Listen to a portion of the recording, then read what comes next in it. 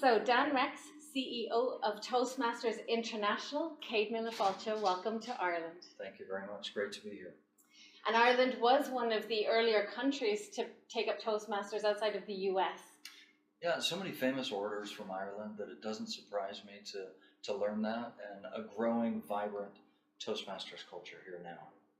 So we are so happy to welcome you here. Thank you. I've had the privilege of spending a little bit of time with you over the last couple of days. I've really enjoyed your company. So what I'm wondering is, what were you doing when you first heard about Toastmasters? Well, I was a student. I was in graduate school, about 24 years old, and I was trying to find a couple of things to add to who I was, and bumped into Toastmasters on campus. So I went to a meeting. It was very fascinating. I'd done a lot of teaching and speaking, so I didn't have fear of speaking, and I didn't understand at the time with my brief exposure exactly what Toastmasters was, but that was my introduction. So I wanted to know, how would you described your skill then, that you weren't afraid of speaking, you had some ability, maybe your leadership skills. What do you think changed because you were a member of Toastmasters? Oh, so many things changed because I've been a member.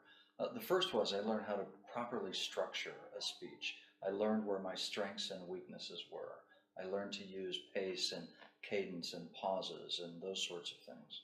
But I was immediately the club president, and I had had good leadership experiences growing up, and quite a few of them, but it was a different kind of thing.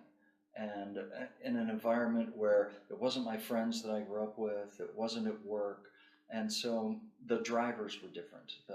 How to convince people to do things with you, things were different. So very beneficial to me. Right, right.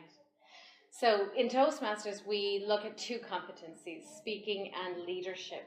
And you have the unique vantage point of supporting 16,400 clubs around the world. What I'm wondering is, what do you think is the most important lesson a leader needs to learn today? The most important lesson a leader needs to learn. Leadership is through influence. It's not through control. And when a leader can positively influence whatever the environment is that you're leading, then people listen. I'm a firm believer that the days of control and angry leadership must be far behind us, need to be far behind us. And the workplace is evolving to do that. Community work is evolving to do that. To those leaders who may be struggling to make that transition, because we have all come from generations that were highly controlled and authoritarian, and we're trying to find a new way.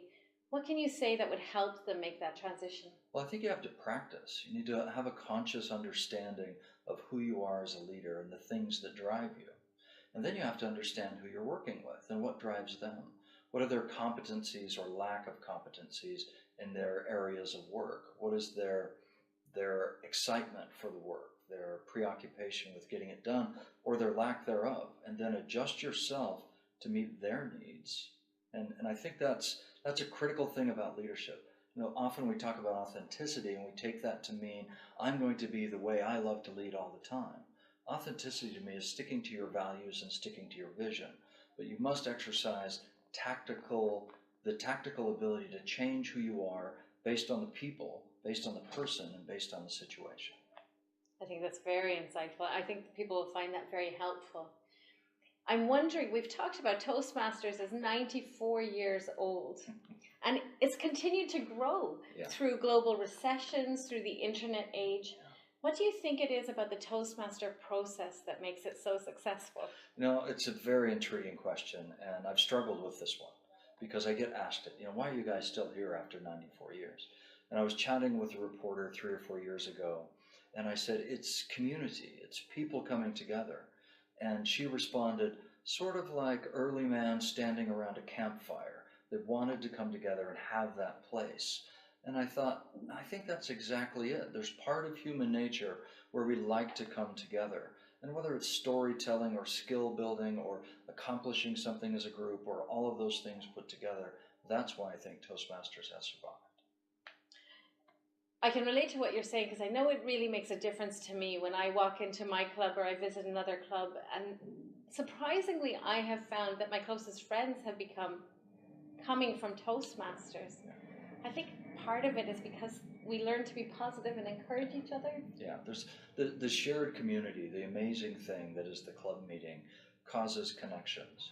And we learn deeply about each other. When we stand up and speak, we share who we are, the things that we've done. We often expose vulnerabilities, and that creates connection and friendship. So it's not surprising at all that when a disparate group of people come together to a Toastmasters meeting, that they end up being great friends over time. Yeah, yeah.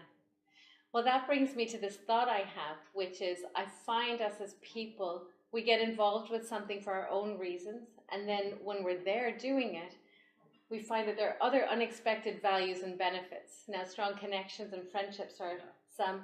What do you think are some of the other unexpected benefits that people get when they get involved with Toastmasters? You know, most people tell us through our research when they come to the organization, they're looking for public speaking skills. A few are looking for leadership skills. A few don't know why they're coming at all. They just show up.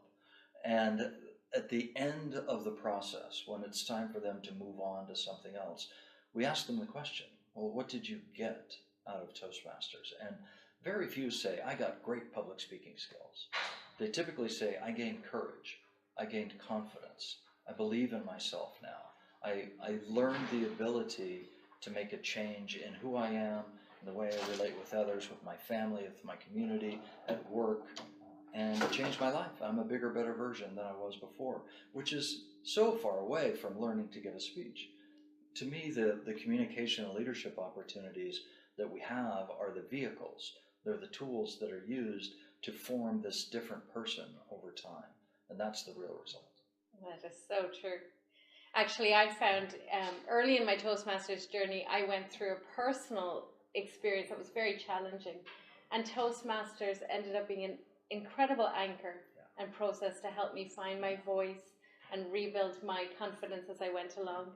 And I'd be surprised if you wouldn't say that you shared these difficult experiences through the context of the club meeting with the people there. And therefore, you gave them the opportunity to be able to support you through these trials. And it's a natural piece of this community that is Toastmasters. It's true. So I imagine there are people out there who maybe have heard of Toastmasters but aren't sure what it's about, or aren't sure if it would actually meet one of their needs. What insight could you give to somebody?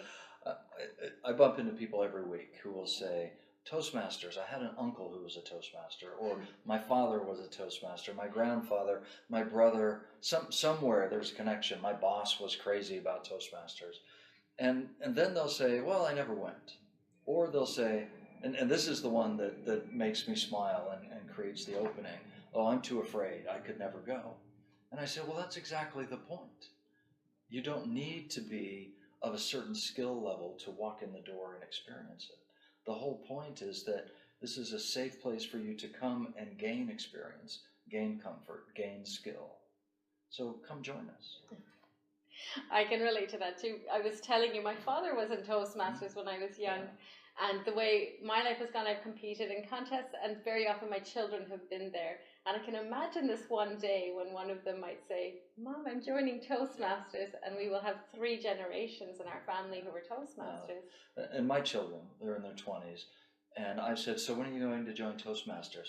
And they say, Dad, we had Toastmasters every Sunday afternoon at dinner. We are not going to join Toastmasters. Who knows? Maybe in the future it'll change, and they'll become a member. I thought I got as much as I could from my dad. I had no idea what I would get from joining myself. It's a personal journey.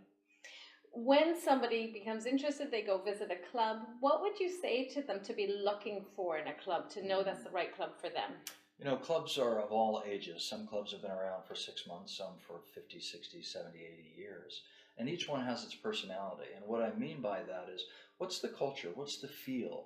Is it a place with that group of people where you think you're going to feel comfortable, where you can both learn from and give to the group? And to me, that's critical. Some people are highly organized and want to exist in a highly organized, more formal environment, and some are less so. I visited a club in California a couple of years ago that was on a coastal city south of Los Angeles. There were people in suits on the way to work, and there were people that smelled like salt water who'd been surfing before they came to the meeting. All of those people came together, and they felt comfortable with each other. So wherever your comfort place is, if it seems strange to you then find another group. There are plenty in almost every major city in the world. Excellent. And from your vantage point, what would you tell people is your number one secret to excellent communication? Be prepared. Always be prepared. Know who you're going to speak with, know what you're going to speak about, and model your speech so that it works just right for them. And that happens if you're speaking to a group of 1,000 people or you're having a one-on-one conversation. Understand the purpose of your communication and you'll go far. Lovely. So finally, Dan, I want to ask you, you support 357,000 members in 143 different countries. Yeah. What's the most transformational story you've come across from a member? No, I don't know that there's one that is dramatically more transformational than others, but the thing that I hear again and again, and people will look me deep in the eye, and we have this connection, and they say, thanks for Toastmasters. It changed my life. I'm different than I was. And they may not even tell me why and how and where and what's different, but the emotion that they convey in those discussions is incredible to me. And for me, that's the reason. That's why I've been a part of the organization for such a very long time. We're here to make the world a better place, and that's an amazing thing. Thank you so much, Dan Rex, CEO of Toastmasters International. It's been a pleasure speaking to you. Thank you.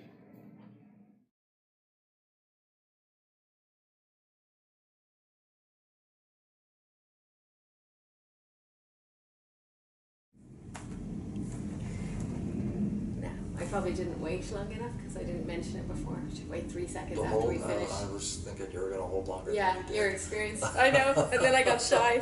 Thank you so much for that. So tell me how to properly